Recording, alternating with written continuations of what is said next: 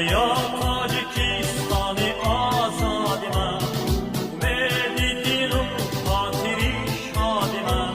به فرزند تو حاضرم بر دفاع، و حفظ تو جان را نمایم فدا، و حفظ تو جان را نمایم فدا.